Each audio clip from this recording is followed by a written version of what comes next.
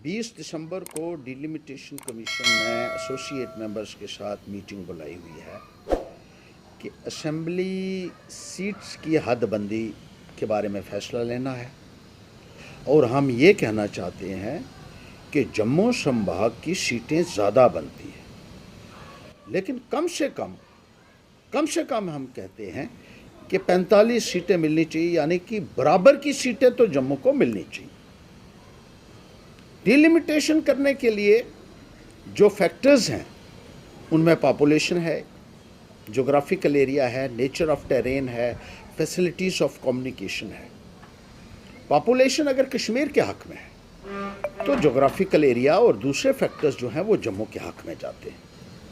Population Kashmir की जम्मू से सिर्फ 12% ज़्यादा है, लेकिन जोग्राफिकल एरिया जम्मू का लगभग दोगुना है कश्मीर से। कश्मीर का जोग्राफिकल एरिया 15,953 स्क्वायर किलोमीटर है और जम्मू का जोग्राफिकल एरिया 26,293 स्क्वायर किलोमीटर है। इस तरीके से हमारा हिस्सा ज़्यादा बनता है असेंबली सीट्स में। नेचर ऑफ टेरेन को अगर हम कंसिडरेशन में ले तो हमारा ज़्यादा बनता है। फैसिलिटीज़ ऑफ कम्युनिकेशन वहाँ ज़्यादा है, यहाँ कम है, उस हिसाब से भी हमारा ज़्यादा बनता है।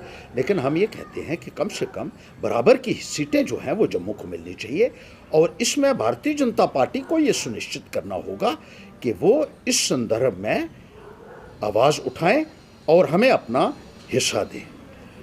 अगर किसी भी तरीके से हमारा हिस्सा कम होता है वो हमें कबूल नहीं होगा।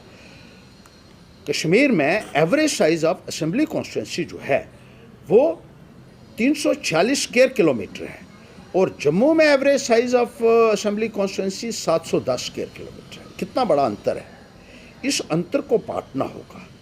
डिलिमिटेशन करवाने का मकसद ही यही था कि सीटों में जो अनियमितताएँ हैं, जो इम्बैलेंसेस हैं, उनको रेक्टिफाई किया जाए और पूरी 90 सीटों की डिलिमिटेशन होनी है। बीजेपी वाले ये कहकर लोगों को गुमराह करने की कोशिश कर रहे हैं कि 7 में से 5 या 6 सीटें हम ले लेंगे, उससे हमारा मसला हल नहीं होगा। ये 7 सीटों की डिलिमिटेशन नहीं है, ये 90 सीटों की डिलिमिटेशन होगी नए सिरे से। यानी आपको पूरा आटा इकट्ठा करके गूंदना है और उसमें से 90 पेड़े बनाने हैं।